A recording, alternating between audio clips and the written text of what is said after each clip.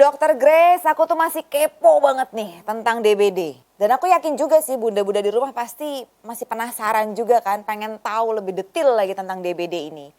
Kita langsung aja ya bunda-bunda, kita tanyain ke dokter cantik di sebelah aku ini. Dok, tadi kan aku tanya tentang kalau penanganannya nih telat atau didiemin gitu aja tanpa ada penanganan khusus, akibatnya tuh kayak gimana? Boleh nggak dok? Lebih detail dijelasin lagi. Oke. Jadi kalau misalnya DBD itu kan dia menyerangnya pembuluh darah ya.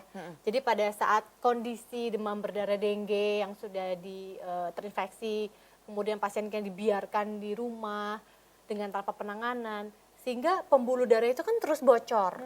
Jadi kalau misalnya terus bocor gampang terjadi pendarahan dan sebagainya. Jadi shock bisa terjadi, kerusakan organ bisa terjadi. Akhirnya kalau misalnya shock penyerangnya pasti ginjal dan jantung. Ya, sampai akhirnya kalau misalnya memang sudah kondisi sangat kritis, itu pada saat dibawa pun ke rumah sakit itu pasti sudah kondisi yang harus masuk ICU atau masuk yang intensive care. Karena memang betul-betul DBD itu bukan penyakit yang main-main yang bisa dirawat di rumah. Karena pada saat sudah masuk dalam fase shock, dia bisa cepat sekali langsung turun nadinya, kemudian dia meninggal.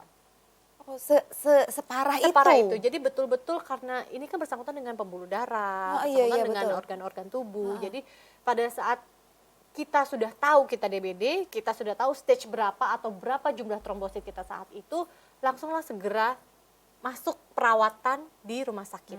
Karena terkadang kalau kita rawat di rumah, kita kan nggak ngerti harus bagaimana. Ya, betul. Sehingga penanganannya menjadi lambat. Dengan lambat, virus di dalam tubuh masih terus menginfeksi tubuh kan.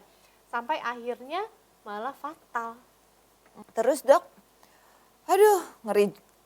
Ya aku ngeri loh itu sampai ke ginjal, sampai ke mana-mana itu. Tapi nih lanjutan dari penjelasan dokter tadi nih, ada waktu-waktu tertentu nggak sih dok? Kapan bunda-bunda di rumah nih harus banget menyadari bahwa nih yang aku alami nih yang anak aku alami nih, or suami aku alami nih tanda-tandanya DBD nih gitu. Jadi apa ya? Kapan sih yang paling cepat gitu ya? Pertanda dan yang saat yang tepat untuk ke rumah sakit.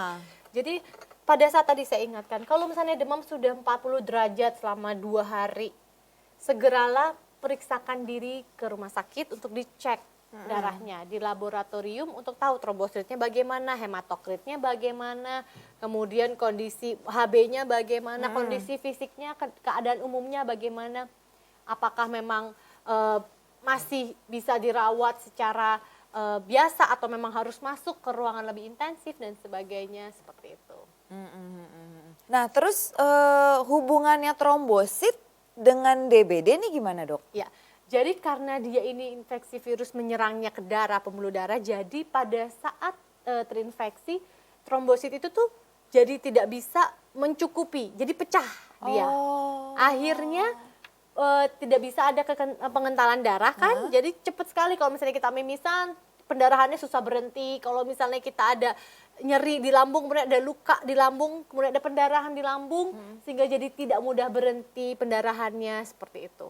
Jadi kondisinya kalau sudah kan demam berdarah dengue, dengue hemorrhagic fever, ada juga lagi dengue shock syndrome. Nah, 3 kondisi ini tuh berbeda-beda. Kalau misalnya demam berdarah dengue, kita lihat dengan trombositnya turun, ya kan? Nah, kemudian pada saat trombositnya turun, kondisinya harus teratasi dengan cepat, maka dia bisa sembuh tuh. Pada saat trombosit naik, udah dinyatakan dia akan naik terus. Tapi kalau ternyata terlambat, ada dengue hemorrhagic fever, itu kelihatan banget tuh pecah-pecah pembuluh darah. Jadi kalau misalnya kita lihat di kulitnya pecah-pecah merah-merah gitu ya, kemudian mimisan, kalau kita sikat gigi berdarah yang seperti itu.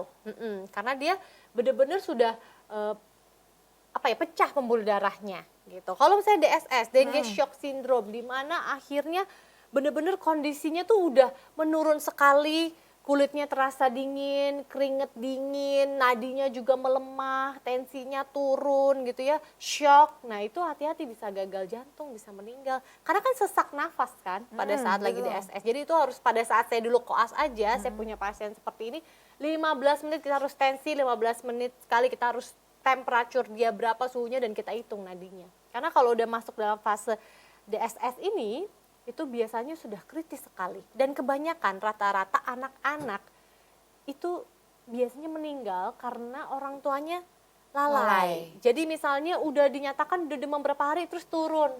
Gitu. Tapi kalau turun anaknya masih nggak mau makan, masih lemes, masih yang kayaknya keadaan umumnya kurang baik. Ternyata pada saat itulah terjadi shock syndrome. Jadi penanganan banyak terjadi karena kita terlambat. Kita menganggap ini adalah penyakit-penyakit yang biasa. Misalnya flu lah mungkin, karena kan mirip ya. Ada rasa nggak enak di badannya, pegel-pegel. Kemudian bisa aja juga kayak penyakit infeksi virus flu-nya juga di situ. Tapi sebetulnya penyakit utamanya adalah demam berdarah dengue. Nah, angka trombosit yang dinyatakan bahaya nih sama batas aman, Normalnya, batas normalnya. Jadi kalau dinyatakan demam berdarah dengue itu adalah pada saat trombosit itu turun di bawah 150.000. Jadi kalau misalnya di bawah 150.000 itu sudah harus sebaiknya dirawat di rumah sakit. Oke, 150.000 ya. Yes, di bawah 150.000. Di bawah 150.000. Kalau misalnya dalam kondisi khusus baru ngecek di laboratorium langsung dia 70.000, besokannya ngetes lagi langsung 50.000, besokannya ngetes langsung 15.000. Itu udah bahaya sekali infeksi dengue-nya itu. Jadi benar-benar harus dipantau, harus masuk cairan, bahkan harus masuk yang namanya plasma. Jadi istilahnya langsung dimasukinnya tuh udah bukan lagi cairan tapi plasma. Apa? TV dok? Enggak ya? Cairan, jadi serum untuk tubuh. Ya, jadi plasma oke. darah, plasma darah. Jadi bisa transfusi darah, transfusi plasmanya dan sebagainya. Oh gitu, separah itu ya? Separah Aduh, itu. ya Jadi memang Allah, apalagi mudah-mudahan. situasi seperti ini kadang-kadang dia Jangan bertumbuhnya sampai kan deh. nyamuknya berkembang biak di air bersih. Nah sekarang kan lagi musim hujan, karena kita nggak tahu tuh kalau misalnya ternyata ada di depan garasi kita ada pot yang udah kita lama nggak pakai, ternyata di situ ada air bersih. Nah disitulah dia berkembang biak. Oh gitu. Jadi harus diwaspadai bahwa penyakit dengue ini, DBD ini juga sama loh mengerikannya Dengan? dari virus corona. Corona. Jadi bunda-bunda juga harus waspada. Jadi nggak dikit-dikit, jangan-jangan dia pegel-pegel sakit-sakit dia coronavirus. Belum tentu loh, siapa tahu dia mungkin demam berdarah. Nah, jadi jangan suka menduga-duga. Cek kebenarannya langsung ke rumah sakit. Betul. Gitu ya, Dokter Grace. Tapi barusan dokter nyontek ya pertanyaan aku ya, Apa udah tuh? ngintip ya. Hah? Aku kan mau nanya tadi lingkungan-lingkungan Nanya apa? itu, kok udah disamber. Nih, aku mau ngomongin, biasanya kan DBD tuh mengacunya tuh pada lingkungan yang kotor nih dok. Oh, mengacu pada lingkungan yang bersih sebetulnya. Maksudnya kotornya itu dalam arti apa? Yang berantakan gitu maksudnya kali ya? Kotor. Kotor kenapa ngibas-ngibas rambut Eke? Ya kotornya mungkin lebih kotor ke jorok gitu dok ya. Jorok. Enggak ya? Salah ya? Karena kalau misalnya Aedes aegypti atau nyamuknya ini sendiri dia berkembang biak di air yang jernih. Loh, Ya, jadi misalnya tadi sempat kita bahas di air dispenser itu loh, yang sering ibu-ibu PKK, ibu-ibu puskesmas, ya ngetok-ngetok rumah, dicek ya, dilihat tampongan airnya, dilihat sumurnya, dilihat yang punya dispenser mungkin dispensernya gitu ya, yang ditatakan bawahnya karena dia memang berkembang biak di air yang jernih. Makanya harus ternyata dikasih abate. Aedes aegypti itu nyamuk yang pembersih, Iya. bunda-bunda. Jadi yang harus bunda cek itu tempat-tempat yang bersih. Genangan air air bersih. Ya, ember kali ya. Kan suka nampung Nampung. air di rumah tuh untuk apalah aku nggak tahu. Terus akuarium? Kayak gitu Akuarium. termasuk Kalau ya, Dok ya? akuarium termasuk sih, tapi biasanya kalau ikannya Atau banyak kolam. dimakanin. Tapi akuarium iya. bisa kalau yang memang terbengkalai gitu. Oh gitu. Jadi ini salah berarti ya kalau kita mengacu ke lingkungan yang kotor. Kotor mungkin lebih ke berantakan. Kalau berantakan mungkin iya, karena kalau berantakan itu make sense. Jadi gini, misalnya kita taruh barang-barang Nyumpel-nyumpel berantakan, gitu. nyumpel-nyumpel, semua yang kita nggak pakai, yang tadinya rak-rak kita nggak pakai, meja-meja misalnya kita nggak pakai, atau kursi atau apa yang kita nggak pakai, kita pojokin di sebelah sana. Tapi ternyata di situ ada juga akhirnya bisa menampung air hujan gitu ya. Nah akhirnya dia Jadi berkembang sarang biak nyamuk di situ. Jadi sarang nyamuk di situ. Oh gitu. Jadi makanya 3M tadi apa aja Mbak Renia?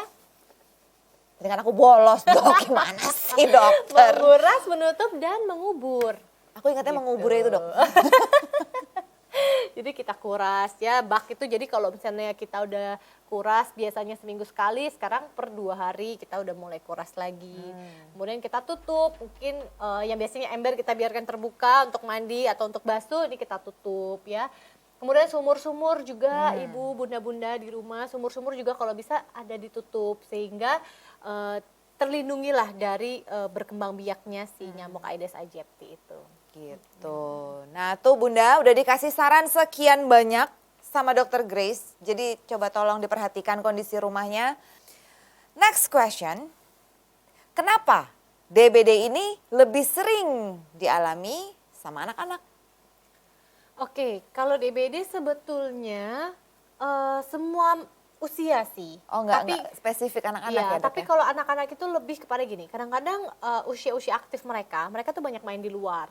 Karena kan nyamuk ini menggigit di pagi hari sampai dengan menjelang petang. Jadi Oh jadi seharian tuh?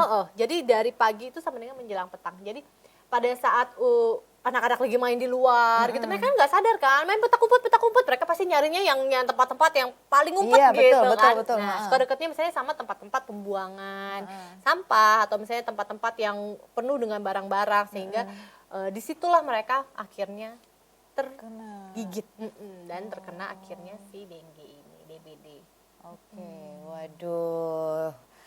Kayaknya nih dok, kita harus break dulu. Nanti kita akan lanjut lagi. Bunda-bunda, aku sama Dokter Grace mau istirahat sejenak. Kita berdua akan balik lagi tetap dengan bahasan DBD ini. Tunggu kita berdua, jangan kemana-mana.